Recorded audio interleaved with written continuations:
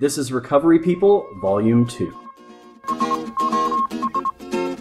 Thank you for joining us. I'm your host, Heath Riddles. Recovery People is a weekly podcast about the culture of recovery from substance abuse and other forms of addiction. Check us out on the web at RecoveryPeople.org. You can also follow us on Facebook and Twitter for the latest.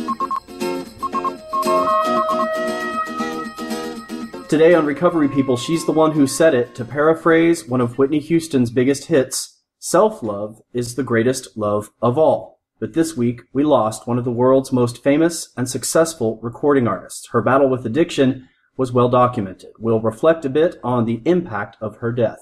Also this week, it's about love, it's about romance, and frankly, it can be about relapse. The greeting card holiday that so many of us love to hate is this week. Life coach and sexologist in training Emily Klein joins us to talk about Valentine's Day and how sex and romance should and shouldn't factor into recovery.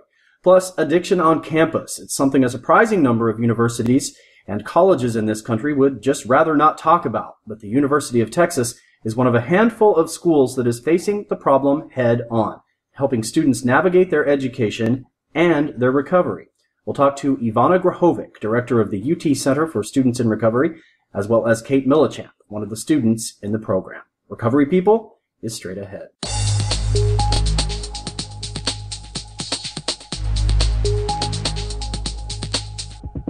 Welcome to the show. So late last night, as sort of the final touches of this episode of Recovery People were coming together, we started hearing the texts, the Facebook posts, the tweets about Whitney Houston. The tragic news that Whitney Houston, at the age of 48, had died in a hotel room in Beverly Hills. It has just impacted everyone. All recovery people, I think, are impacted by this death. It's obviously, like we said, a well-documented case of someone who has struggled, had a horrible struggle with addiction and that disease. We thought it would be a good idea to bring Recovery People co-creator Jason Howell on and just sort of off the top of the show, talk a little bit about, how Whitney Houston's death is viewed through the lens of recovery and what an impact it is for those of us who are recovery people. So Jason, just, I guess, tell us, where were you? How did you hear about the news? Well, I had some friends over last night. We were cooking dinner, and in the background, I heard someone said, "Oh my God, Whitney just died." And almost immediately, then I got your text. If we get on our Twitter feed, you can just see how many people are talking about this. And, anywhere from, Dr. Drew talking about the pressure of celebrity culture and those who enable the stars, as well as what about Bobby Christina? I mean, her child. Her child, yeah. Bobby Brown. And I mean, addiction is a family disease. So what about the family? And, it's just sad. I mean, when you think about Whitney and all the, who else sings all the iconic love songs, anywhere from, I'll Always Love You to The Greatest Love of All, which is my favorite because it's talking about loving yourself. Mm-hmm. And I think it's interesting what Dr. Drew points out about the lack of consequences for celebrities. And I always think that, we talk a lot in recovery about reservations. What reservations do you have? It comes up in step work. And I've always wondered, how hard would it be for me to stay clean if I had the money, to really reduce those consequences? And I just have such empathy for Whitney Houston and other people because, frankly, I mean, it's difficult to put yourself in those shoes and wonder how committed you would remain, to this program if you could really, sort of financially smooth out those consequences. Well, I think oftentimes in this world you hear, well, somebody has to hit their bottom before they reach out for recovery. And what if that bottom doesn't exist? Mm-hmm. Sometimes people have, a long way to fall. And there's a lot of people that are, in their world that just keep enabling that disease. Mm-hmm. I'm of the belief that we can step in through intervention, motivational interviewing, and try to raise that bottom and try to show people that there is hope, that there is a better life in recovery. Because what I find is oftentimes it's not that people enjoy living in that pain and suffering. It's just they can't see beyond that. And that's one of the reasons I wanted to create Recovery People and podcast the culture of recovery to show people that there is something out there. There is a support system, and that you can tap into it. And we should say right now, at the time of broadcast, we don't know for sure any of the exact circumstances around Whitney Houston's death. It could have been natural causes. Who knows? We know that this is a person who has struggled with drugs and alcohol in a way that, I don't know, I personally, I empathize with her so deeply. And I hate seeing all of these.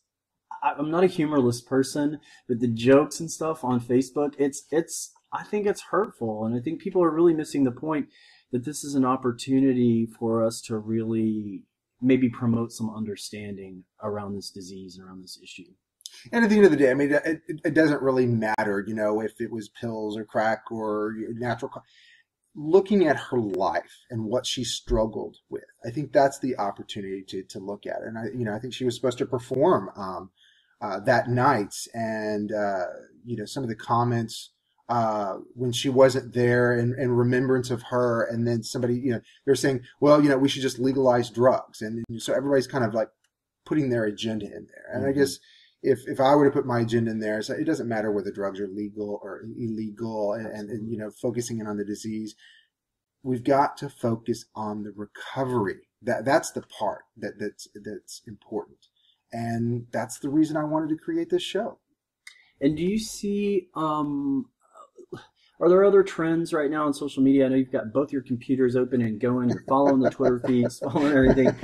Do you think that some good will come out of it? I mean, I've started to see a little bit of backlash over the jokes. And it's not like you shouldn't joke about something like this, but it's more like what you were saying. There is another side to this. This is a human being who is struggling. And I hope that something positive can come out of this, and maybe a greater understanding of the disease of addiction. And that's my hope as well. I mean, this is an opportunity, and really any time that we see this rolling, happen, these train wrecks that happen, it's an opportunity for us to focus the discussion towards the positive, recovery positive stories, and show what the solution is. Let's focus in on the solution rather than, focusing on the drama of the disease. And I'm a little, I'm not the biggest fan of some of these, reality TV shows that almost seem to, they just focus so much on the disease and the drama because that's what gets ratings. And it would be really nice if we could focus on the solution, because quite frankly, that's what's going to save people's lives. Mm-hmm. And I mean, to me, at the end of the day, and at its core, this is just a reminder of how deadly this disease is. It ain't no joke. This is no joke. And also, I think it is an opportunity if by chance you are listening to this and you're not what we refer to as a recovery person, you're not someone who's in recovery. Maybe you don't even think you need to be. You don't know anyone who's in recovery, or you don't think you do, or you're not a recovery professional. I guarantee you that there is someone in your life who who is having a struggle that is a life and death struggle similar to what Whitney Houston was dealing with. Yeah, and for those people who are in recovery, I mean, oftentimes it gets to that place of you're like, I got this, and this is just a reminder that this disease is no joke. Mm-hmm. And so, focus on your recovery, give it away, and let's create a cultural revolution towards recovery. Well, I hope that this tragic event will continue that momentum. I think it'll be interesting to see how this plays out. I, for one, have been stuck in front of YouTube for the last, 12 hours watching all of the great old Whitney Houston performances. And so it's just a tragic thing. But thank you very much for speaking about it. And we'll look forward to seeing how things unfold. Yeah. Well, thank you, Heath, and thank you to our listeners. This week, more than ever, we are bombarded from every direction with images of that perfect relationship, the exciting romance and ideal love life. If you believe everything you see and hear these days, not only can that special someone save your very life, but you'll surely be miserable, lonely, and incomplete if by some cruel twist of fate you do not find that one person out there who is right for you. A huge part of recovery is about transcending that thought pattern, and no one knows that better than Emily Klein. She is a life coach and PhD candidate in human sexuality, at the Institute for the Advanced Study of Human Sexuality in San Francisco. Her bachelor's degree is in psychology, and her master's is in health, physical education, and leisure. Emily is active in her own recovery and sponsors several women on their journey as well. Emily spoke with us recently along with my friend Griffin, who has some firsthand experience of his own in the area of relationships in recovery. Emily Klein and Griffin, welcome to Recovery People. Thank you. Thank you. Emily, obviously, I want to start out with you. You're studying for your PhD in sexology. That's my favorite thing about your bio. It's not sex therapy, it's not sex education, but sexology. Tell us what that is, how it might be different from what people expect when they hear the term. I'm actually getting my PhD in human sexuality. Oh, okay. No, it's not bad. From the Institute for Advanced Study of Human Sexuality. Okay. So along my course and at the end of my journey in academia, I will be a board certified sexologist. Okay. So how that differs from things such as sex therapists or people who may have a niche in something else in that field is we study anything and everything that has to do with human sexuality. And so most people studying in this line of study, are they going to go on like you to be life coaches and sort of therapists, or what are they, I mean, what do you do? People do any and everything imaginable in the world of sexology. So as you know, I do have my own life coaching company now that's very active here in Austin. Many people in the world of sexology do a variety of things, much more hands-on, working with couples, working with individuals. I foresee my path going along in parallel with my life coaching, just helping people to be comfortable with their sexuality in their recovery in a talk therapy atmosphere. And that kind of leads to my next question, because I think a lot of your clients are in recovery. Recovery is a topic that you help a lot of people with. How does the study of sexology sort of factor into that? What's the context there? Sexology and recovery? Yeah.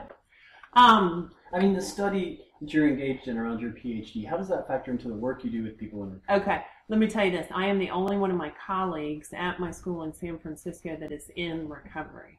So I'm getting this very liberal education, and you can imagine we are exposed to many, many different things, guest speakers, field trips, all kinds of different things. And so as I'm learning this very liberal approach to sexuality and sexology, I'm also remembering that I'm working with people who are in recovery.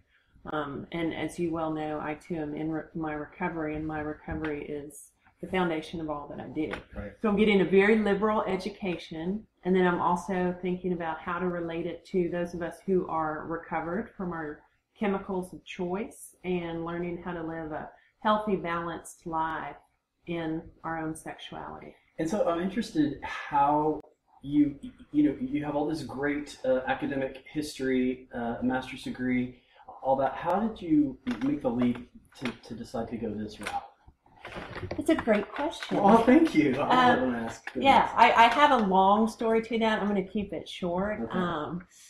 It's always been a field of interest for me, sexuality and all that encompasses. And people usually chuckle when I say that. Who doesn't like to talk about sex? I was trying to stifle my chuckle. Yeah. So I came to a point, back in 2008, 2009 in my career when I was thinking about furthering my education. So I actually was contemplating going into medicine. And I shadowed some of my friends who are medical doctors. I shadowed a couple of internists, an addictionologist. I thought I'll just go to medical school, the overachiever that I am, and do that. Why not? I quickly learned from shadowing and sharing that experience with my friends that was not for me. I also looked at going to law school. That was quickly apparent to me that was not my passion either. So a dear friend of mine said, if you're going to take this time and spend the money and further your education, you might as well study something you're really passionate about, something that you love. And I thought, well, duh. Yeah. That's sex. And when I say sex, I am not talking solely about intercourse. I am most interested in the psychology of relationships, Uh-huh. how people change when they are attracted to someone, Uh, how people put up facades, how people have fears in relationships, all of that. yeah. So when I say sex, I'm not just talking about intercourse. I'm talking about everything that engages in. Which I think is so fascinating. That's really kind of the crux of what I wanted to talk about with you today. I think, here we are, it's Valentine's Day week. We are bombarded, particularly around this time, but really all the time, from the media, of images of what our relationships ought to look like. Mm-hmm. Of how we do change, when people are around us who we're attracted to, or when we're in love, and how magic it's supposed to be, and what our life is like supposed to be like when we find that one person. Do you think that those images are damaging? Do they hurt us? I mean, do you have a lot of clients who maybe feel frustrated or bad about themselves because their relationships don't look like what they see on television and romantic comedies? Absolutely. And especially with people that I work with in early recovery, I think people in early recovery and those of us who go along our journey in recovery, we're even more sensitive. I see many people who identify themselves and find their self-worth solely on how other people view them. I was seeing one of those jewelry commercials last night, and I won't say the name or anything, but it's just like such a wonderful little romance story in about 30 seconds. And the perfect couple, and she's thin and he's fit, and it's just wonderful. And even me, I can be sitting there, with my cats, like, well, wait, that's not me. I'm a bad person. I don't have that necklace, and that's not what it's about at all. However, I am not one to study media or anything, although I do have a love of psychology. Those messages that we get every day, whether it be riding down the road, seeing a billboard, hearing something on the radio, seeing something on TV, we are told that if you have those things, if you are thin, if you have the perfect heterosexual relationship that ends in marriage and family, then everything's okay. Mm-hmm. And we know that's far from the truth. And I think, that's part of the reason why, we're so used to projecting onto other people or using perhaps other people to define ourselves or other things to define ourselves when we're early in recovery. I guess that's probably why they say don't get in a relationship when you're early in recovery. Right.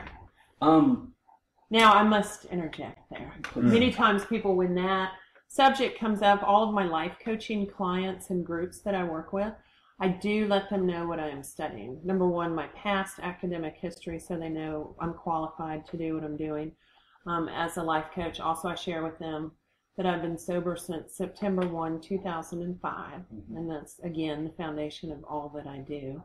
But I do let them know that I don't necessarily subscribe to that rule, that black and white rule of don't get in a relationship until you're a year sober. Yeah. Well, get a plant, get it, foster it for a year, then go into a relationship. And as alcoholics and addicts, we love to manipulate that. That means, well, is it okay to have sex with someone and then not really call them again? Or what? I like this girl, and then it's okay because it wasn't really, and then I still went to my meeting. And so we love to turn things around. Yeah. So I always defer the people to let them know, defer them to their sponsor, their house manager. I share my thoughts on things, but I tell them, please listen to their sponsor first and their house manager. Because we're human and we have needs and we have wants and desires and we want to be loved. This is Recovery People, and we're talking to life coach and PhD candidate Emily Klein, along with Griffin J., about Valentine's Day and all that it represents for recovery people.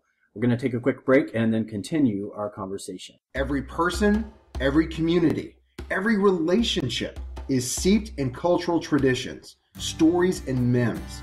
Not all of them are the healthiest of rituals.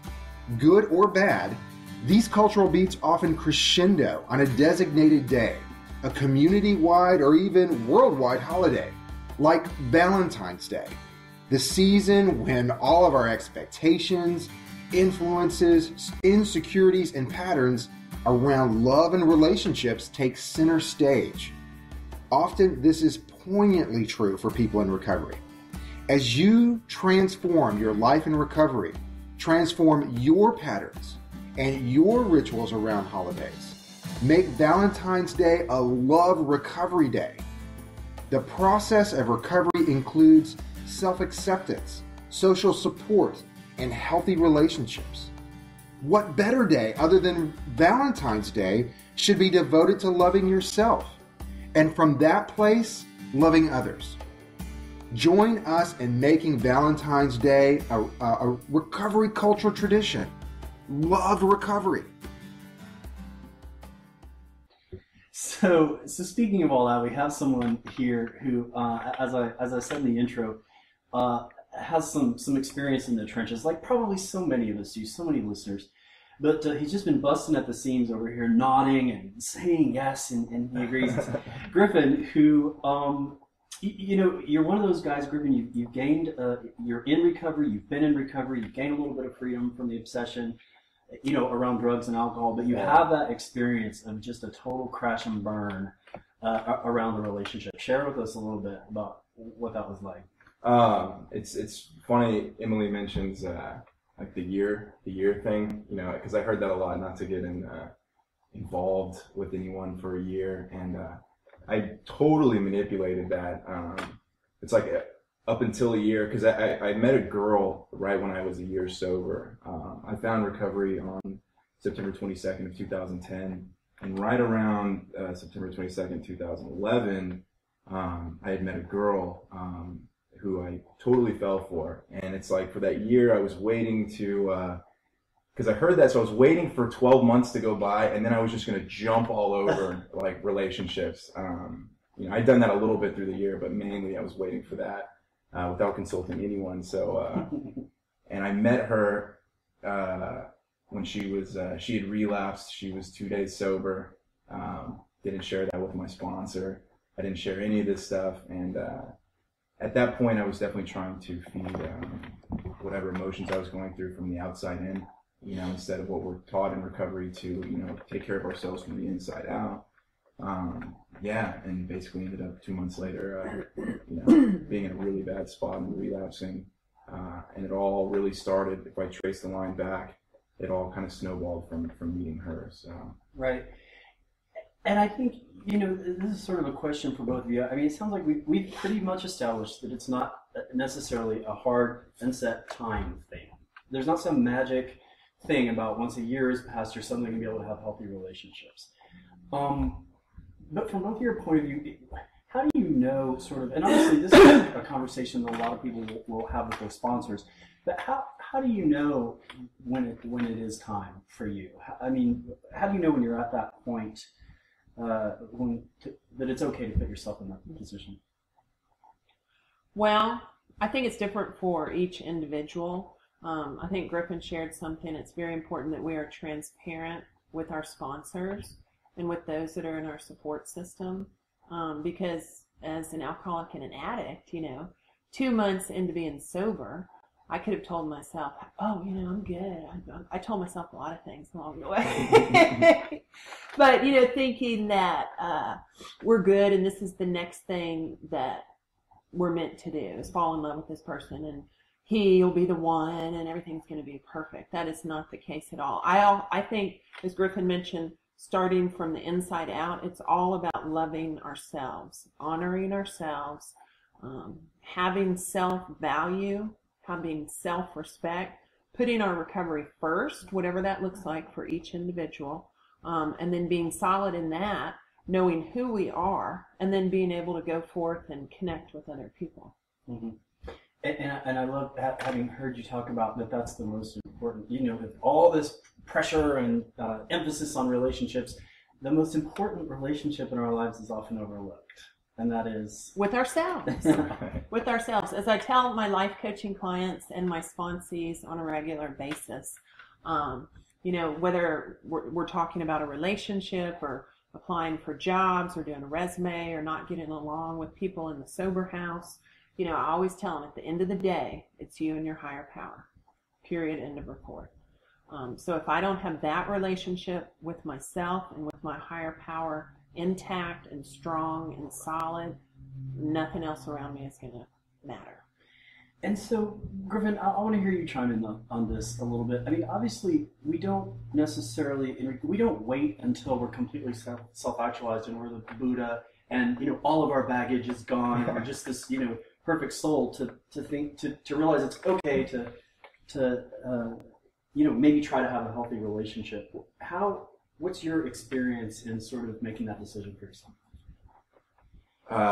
It's been for the most part kind of negative, but I think the transparency is probably the biggest thing, because after the relapse, I've kind of gotten to a place where I can, I can have everyone in my recovery in the same room, and they kind of all know everything about me. You know what I mean? If I had them all together, this person wouldn't know one Griffin, the other person wouldn't know the other Griffin. I've finally been able to kind of throw everything out there, and that's a really big thing for me, and that's put me at peace and with myself. So, and I'd like to share that with someone else. But in the past, I've kind of always, and I think another thing too is making, being able to communicate with everyone around you, the kind of person that you're looking for, and the kind of people I've been looking for. I think for the most part of my recovery have not been healthy for me, mainly because it leans more towards the wants and desires, as opposed to sexually, as opposed to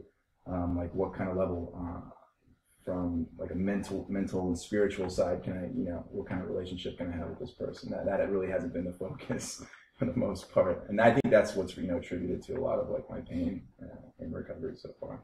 I think the point that you bring up there is so awesome, and it's a really, really hard and fast thing that we can look at in our lives. It's like when we start to see our different personalities merging, and we're not this vastly different person right. in different settings. That may be sort of something that we can kind of look at and say, well, okay, I'm becoming this person who I may be able to share myself with. Right.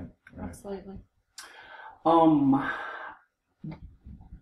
We all, obviously, as addicts, we're so used to using whatever it is, whether it's drugs, alcohol, food, sugar, whatever, to fill that hole in our souls. The first thing we do is, triage. We stop putting the substances in our body.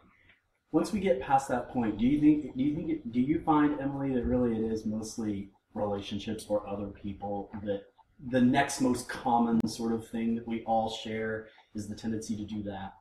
I hear that, but I don't think that's necessarily the case. I see a lot of people put working out as their next way to change the way they feel. Eating, not eating. I personally tend to veer towards overloading my plate, if you will, workaholic tendencies. I met with my sponsor this morning, and I sat down, we were at a coffee shop, and I was just like, hey, how are you? And she's like, what's going on? And I just said, oh my God, I got so much going on. And it's nothing bad. It's just like when I laid out everything I had been doing in the last week, she said, when do you have time for you? When do you have time for you? And that's so, so true. So taking time for us to do what we need to do, what our passions are. I'm all about that as a life coach, following our passions, feeding our soul, nurturing us in a way that brings us balance. Because if not, as addicts, we are going to veer towards that sugar, or towards, oh, I'm going to go to the gym 3 times today. Or some people, tend to be towards the other end of the continuum where they're just, borderline depressed, not doing anything. So finding that balance, because again, as alcoholics and addicts, that brain of ours is looking for something to medicate our feelings. And so, Emily, I'm interested, I think a lot of our listeners are people who are very, very early in their sobriety, people who are just out of treatment, people who are in sober houses, maybe sitting around their computer right now, listening to this together as a group. What's the one piece of advice you would give them? What would you want to leave them with more than anything else? Do your daily disciplines, whatever that looks like for you. Listen to your sponsor. It's not just about going to meetings and being on your phone the whole time. It's not about, begrudgingly doing your house chores. It's not about, all of that. It's about, as my sponsor reminded me this morning, and I'm 6.5 years sober, she's like, what does your prayer and meditation look like? What are you doing? Well, let's add this to it. Have you talked to your higher power about that? Have you brought your higher power into this problem you're having? That's the crux of it for me. I met with a new sponsee yesterday, and she's still actively using. And, so I did not want to overload her with reading or writing or anything, but it was basically, what is your relationship with your higher power look like?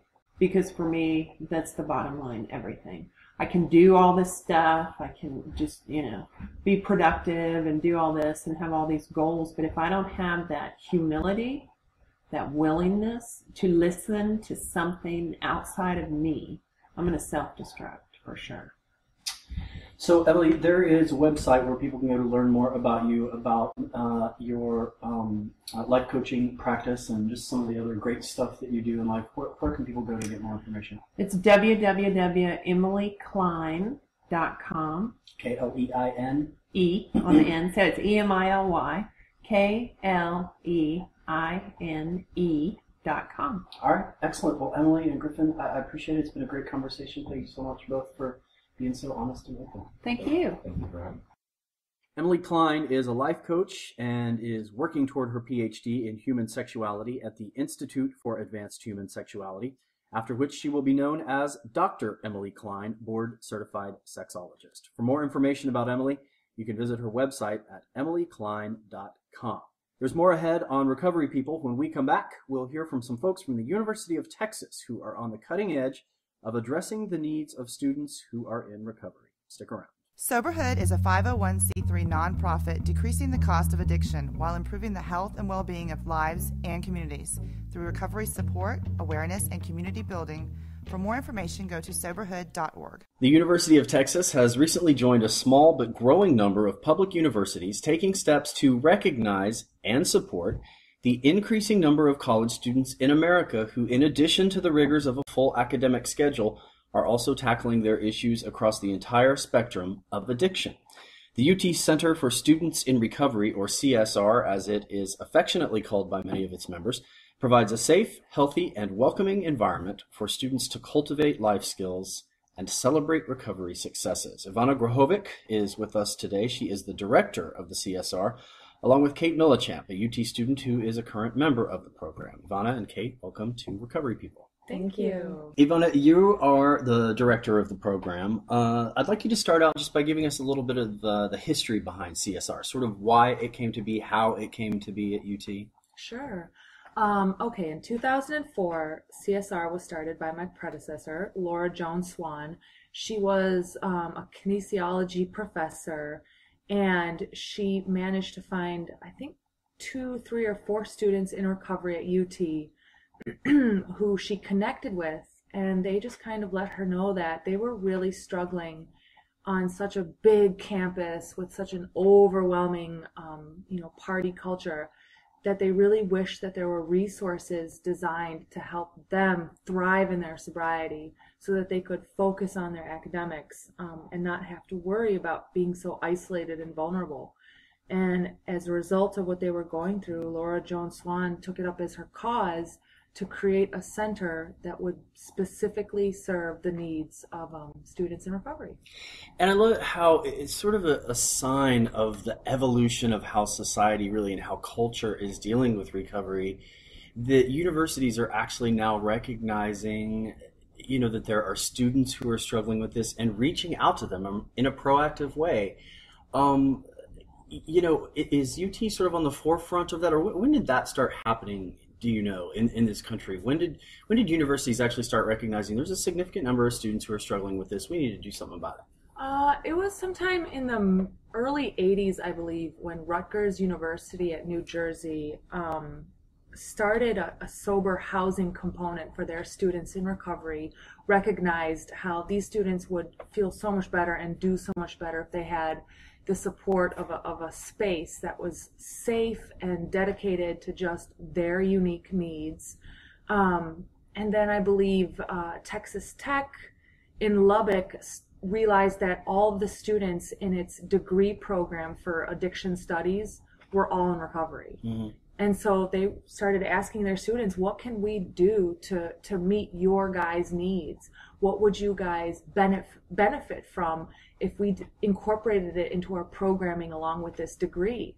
And they realized that these students really benefited from having a recovery mentor, having peer support, having meetings on campus, having access to service opportunities to carry the message of recovery in other areas of the community and campus as well. And they also realized that these students needed sober activities just for them, and an opportunity to build their sober networks while they were going to school.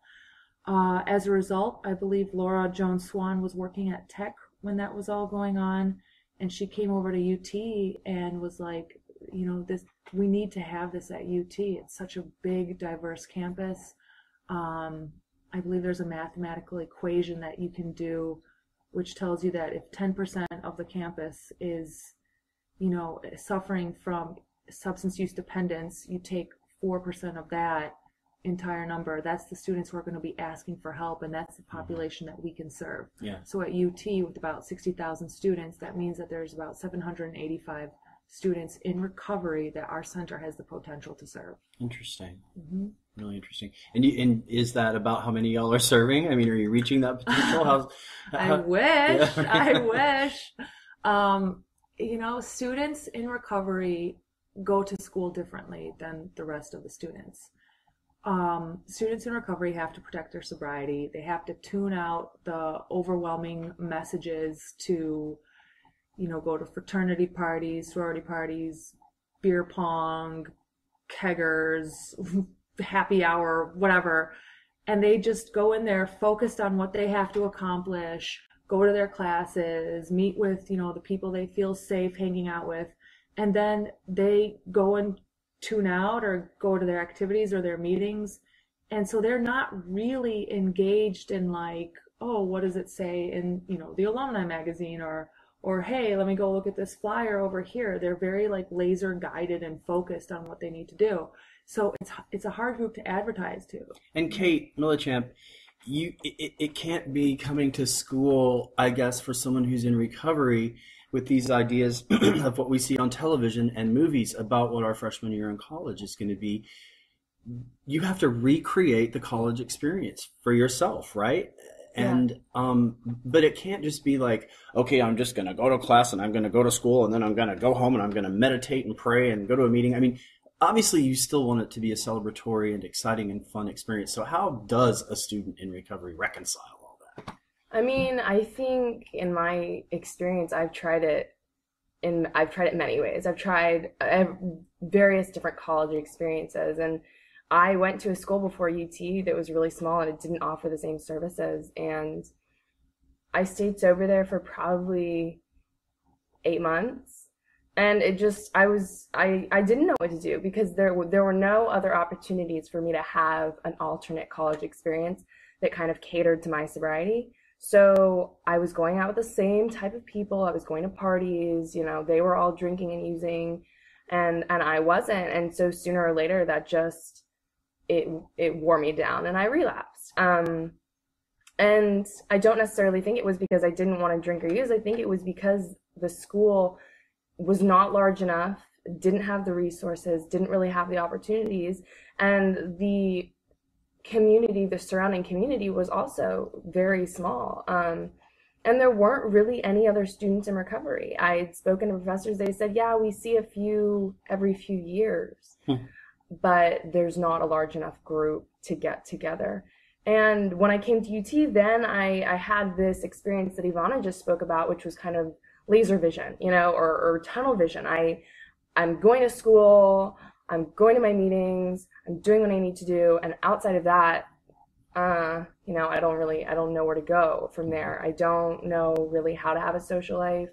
It's easier to just do my recovery, do my school, be all about business, instead of actually trying to go out there and socialize with people, because it's awkward and it's uncomfortable telling people that I don't drink.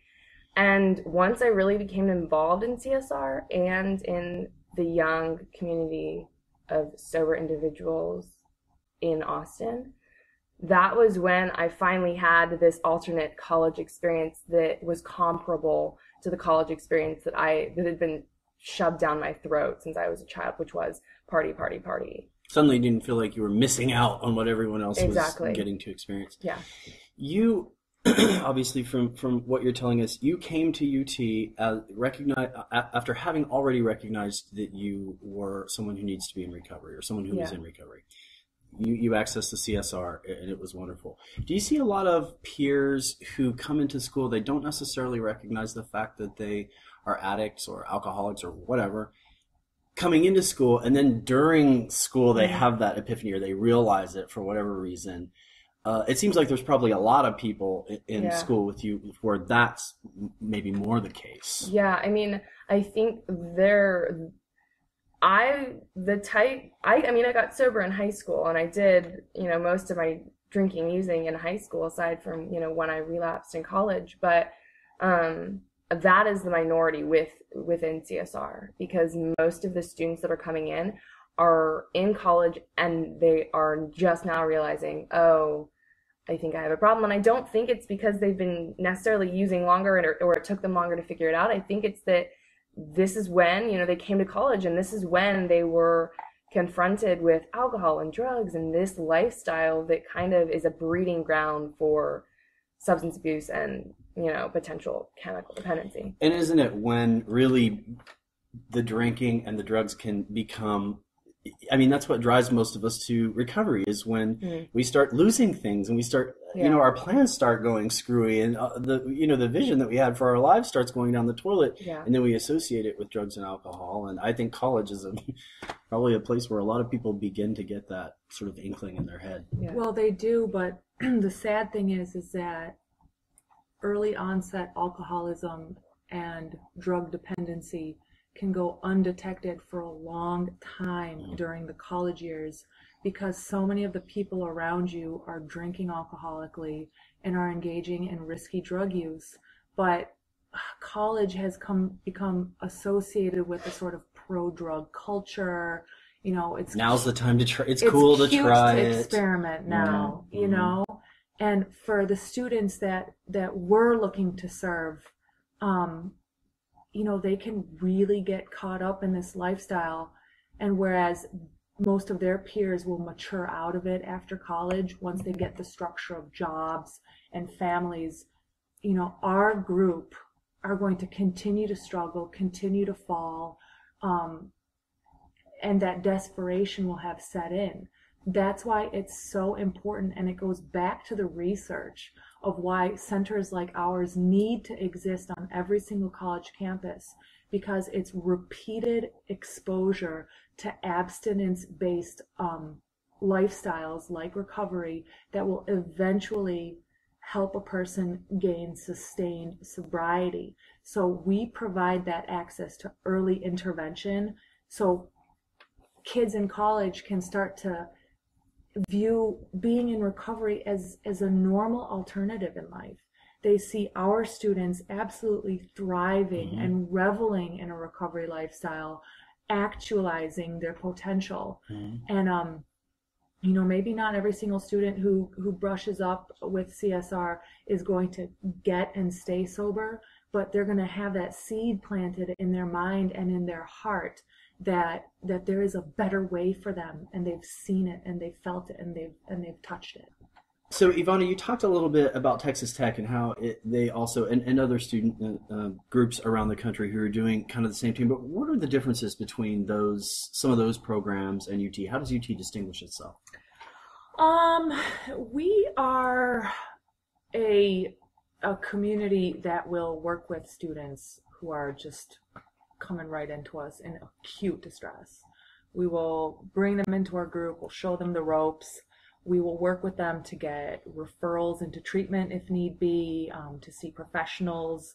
We will see where they're at on the stages of change model, and we'll help them find services that are appropriate to their level of care while providing access to the support our center provides the entire time. And from what I know about Texas Tech is that theirs is more of an academic degree program. And so they accept students when they have a year sober. And then those students are eligible for scholarships that are provided. And so it's just kind of a different approach to working with students in recovery. Sounds like UT is almost like sort of triage in the trenches, or at least you have that capability. It's not all that we do, right, but it's part of what we do. We have, because we have such a big university setting, and there's so much going around campus that can really get a student in trouble, that we want to be there for those students. And what about a student who walks in the door who's in crisis? They're juggling all these things. They've got all their classes and everything going. They're terrified at the prospect of going into a treatment center and losing all of that. We kind of work with them and the university to figure out a way where they can go to treatment, get what they need, and not lose everything that they've, the momentum that they have necessarily in school. Oh, absolutely. UT has excellent policies in place to allow students to do medical withdrawals, to appeal their grades if there's been a medical condition. And we advocate for our students' academic success at UT. As long we believe that in order to achieve academic success as a student in recovery, you have to put your recovery first. This is Recovery People. We're talking with Ivana Grahovic and Kate Millichamp of the University of Texas Center for Students in Recovery. We're going to take a quick break here and then continue the conversation. Recovery from substance use and co-occurring issues happens, and recovery-oriented housing can make all the difference. The Texas Recovery-Oriented Housing Network, or TRON, is a statewide coalition of housing providers dedicated to improving the availability and quality of housing for people with drug and alcohol issues. For more information or to donate to the cause, go to trohn.org, tron.org. You're listening to Recovery People. We're speaking with Ivana Grahovic, who is the director of UT's Center for Students in Recovery, along with student Kate Millichamp. And so there are a lot of students, I would think, who just sort of have the wonderful luck to brush up against someone like Kate, or, have some experience with CSR that somehow motivates them or inspires them to take a look at themselves and maybe engage in this process. But what specifically does the CSR do, maybe for students who don't get lucky enough to brush up? Like, how do you outreach to students on campus?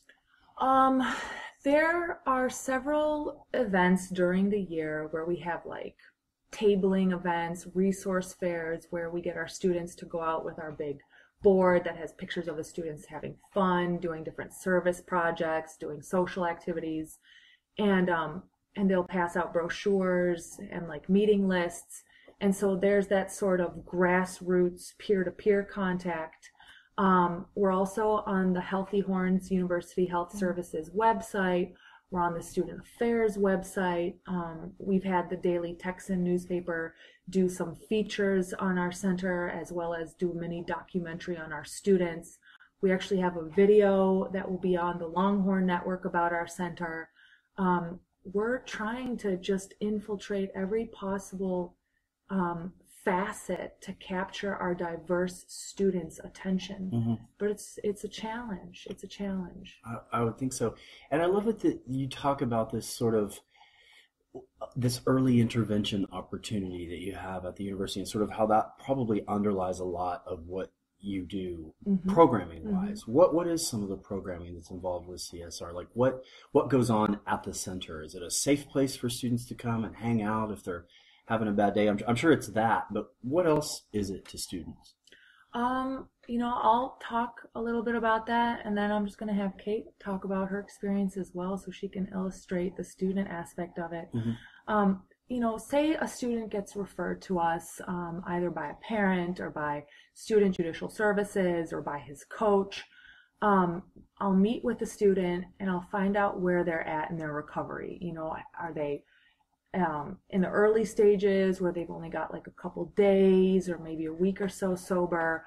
Are they further along? Have they just come out of treatment? And then I'll figure out what is their kind of, motivation level? Are they willing to start and come to CSR like every day? Tuesday night is when we have our student members only meeting at 6 p.m.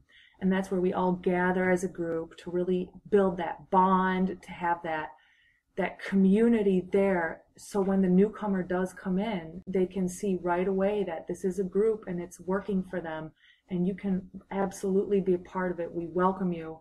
And every Tuesday night, we do something different. The first week of the month is accountability. That's where we check in and really discuss how each individual's components of their recovery is going, what they need to focus on, where they're maybe lagging a little bit. The next week we do like a speaker about an addiction or recovery related issue. The third week we have a group activity. Maybe we'll go do a scavenger hunt and do all kinds of silly things around campus and take pictures of it. And then the last week is mind, body, spirit, and that's where we do something different every month. 2 weeks ago we did kickball, and it was awesome. I loved it. It was fun.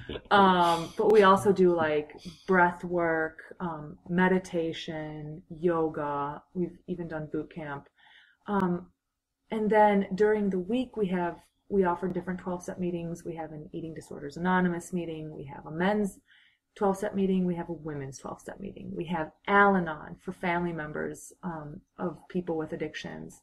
And then Saturday night, we have like a really fun and engaging double speaker meeting at the University Presbyterian Church. And so I'll sit with the student and I'll describe the different meetings to them and get them to sort of, commit to going to some of those, and we'll give them phone numbers, and then I'll get the guys who are inside the group to start reaching out with these people, maybe becoming their mentors or their sponsors, and then bridging them into the activities that we do, which is we sign up for service work on campus and in the community. And then also we have a social chairperson who organizes weekly social outings. Last week we all went to his apartment to watch the Super Bowl. We had a little Super Bowl party. This week they're going to play paintball. And so we just kind of provide a menu of options for our newcomers to see that there is a comprehensive way to go to school and be sober and have stuff to do and have other sober students to do it with. And so Kate, that sounds about right. Is that how, Yeah. like, how do you plug yourself in to CSR, and how does it play a role in sort of a day in the life of Kate Millichamp, the superstar UT student? I mean, Ivana described everything very well. I think really the main point, and it kind of seems to be a pattern with many recovering students, is that we need stuff to do, especially early in recovery, We're trying to get connected. We need to stay connected to the program, and that means, going to quite a few meetings and, being involved in service work and being involved in social events and kind of knowing what's going on with the rest of the group, because it is like, it's this tight-knit group. And we see each other very frequently. And so the fact that there's meetings almost every day at the center, or, the Saturday night meeting, which isn't at the center, but it's very close, is incredibly important. And the fact that Ivana, I feel very lucky, and I joke about it often, that Ivana is always putting me to work. She's always giving me these opportunities to be of service. And I really, especially when I first moved to Austin, I had a month sober. I was going to this new school. It was much larger. It was much more difficult. And I had no idea where the recovery community was, where any of these resources were. And she immediately connected me to them and got me involved in so much service work, which absolutely transformed my sobriety. That's been incredibly important. And getting into, how do I be social? How do I have fun? The dances that CSR has. The first one I went to, I remember I was just dreading it. Like, I thought it was going to be so corny, and it was, but in a wonderful way. Like, it's everyone that I know, and I know that everyone is sober, and that was the coolest part. I remember halfway through the night going to the bathroom and getting some water. I'd been dancing and just being blown away by the fact that I was having so much fun. and being so ridiculous and goofy with, and everyone was sober. You know, everyone was doing it and everyone was sober and no one cared. It wasn't an experience I'd had before. And these are all things that I don't think I'd be able to experience or be able to find within the community if I hadn't had CSR there when I first got TT and I was early in sobriety again, you know, so. And Ivana, I mean, I guess I'm going to ask you to toot your own horn a little bit here, because it's no accident that you are, able to facilitate these great service opportunities for students and, bring all of this to the table. You, just in case our listeners are confused, it's not like you're a volunteer who goes, I mean, you're a professional and you have staff, right? There's Todd Maison, who's the program coordinator. Talk a little bit about sort of your experience professionally that you bring to the table and in coordinating this program. I have a master's degree in social work, and when I was a graduate student at the University of Michigan in Ann Arbor, that's where I met Todd, who's currently my coworker. And we were both graduate students with several years clean and sober, and we had that experience of being strong in our sobriety and coming to a setting where there was no recovery support in place. And we just felt so shaky and unsteady and vulnerable and really unappreciated. Like nobody understood how hard we had worked to get there. The hoops that we had to jump through to get admitted because of our experiences. And then we get there and it's as if, you're left to fend for yourself. And as a result of that experience, Todd and I started the recovery community up there called Students for Recovery. And we were met with just so much excitement and enthusiasm because every college campus just needs to have those viable alternatives. And I had so much joy organizing the campus to become a more recovery-friendly environment through the student group, that when I was offered the position at the University of Texas, it was as if the universe had just prepared that for me. And so I bring some personal experiences to it, but also, there are so many incredible professionals who work in the field of recovery in Austin, Texas, that they have just led me and guided me along the way. And the beautiful thing about UT is that we are surrounded by an incredibly rich and diverse recovery community of people who are absolutely in love with the notion that there are students in recovery working just as hard as they are to stay sober and to give back to their community and to do something positive for themselves and their community, and that it's at UT and that they're Longhorns. And so getting the outside community to become involved with the Center for Students in Recovery and the students there has been like a magical experience. It has really benefited our students, and I think it's benefited the outside community as well, because there are 4,000 plus colleges in America, and there's only 19, maybe 20 universities that have collegiate recovery centers.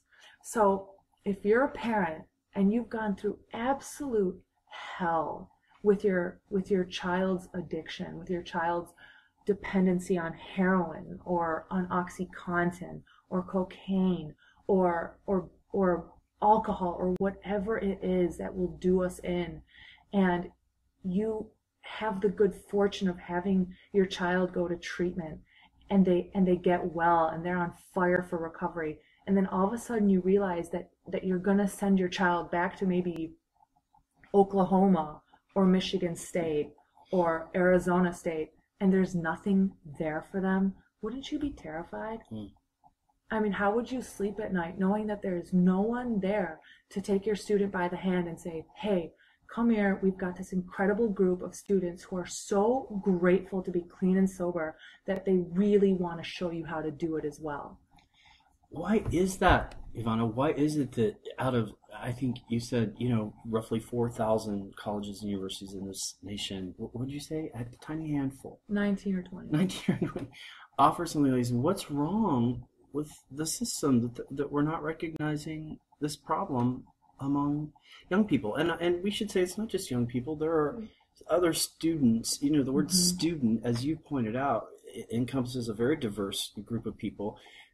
Why aren't we recognizing this more in universities? Well, I mean, look at the population and the overarching societal themes that go along with it. It's a very stigmatized group to admit that you're in recovery from drug addiction or from alcoholism. And universities are very elite settings where they do have the ability to accept or deny people to come in. And if people are willing to put it out there that they have struggled with this disease, unless universities are progressive, like UT is, they can either see that admitting and acknowledging that we support students with addictive, behaviors. Some universities may think that makes them look bad, to admit that there is a substance use problem. Whereas I feel that it really empowers the university administrators to say, we absolutely know what's going on in our community. And that's why we are putting our support behind centers like these, because we value our students' experiences. And if you look at the research literature, in the past couple of years, treatment admissions for people between the ages of 18 and 24 have absolutely skyrocketed. And so when these young adults come out of treatment, we want them to get their lives back. We want them to succeed and to overcome and to have beautiful lives and give back to society. Well, how can they do that if we don't then organize our educational systems to support their needs? Mm-hmm. And I know that it must be appealing to, one of the things you hear a lot if you stick around recovery rooms long enough is this contingent of people who started school and didn't finish because of their addiction. Mm-hmm. And it just seems like what you're talking about is such a wonderful, thing for someone who may have been interrupted in that process in their lives because of addiction. Mm-hmm. They're back on the right track. Now they're ready to go back to school, to know that something like that is there to help them. So, Kate, so what are you studying? I mean, I'm curious just a little bit, not to get too personal, but what are you studying, and what are your plans for the future? Well, I'm studying social work. And my plans for the future, I definitely want to get my master's. I've actually lately been thinking about getting a PhD, and I don't know.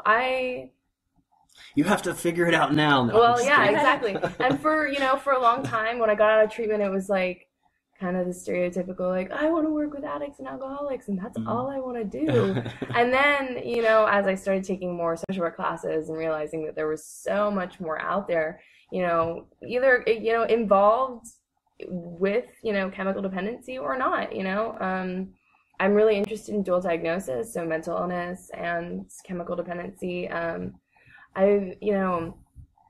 Lately I've been interested in, working with people in prisons, that I feel like is a population that just does not get enough attention.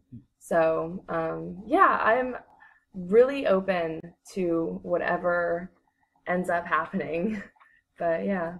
Awesome. Well, I wish you the best of luck with that. Thank you guys you. are both just so inspiring, and I really appreciate you both being here. Ivana, real quickly, for people who are listening and maybe looking for information about the University of Texas Center for Students in Recovery, where would they go, like online?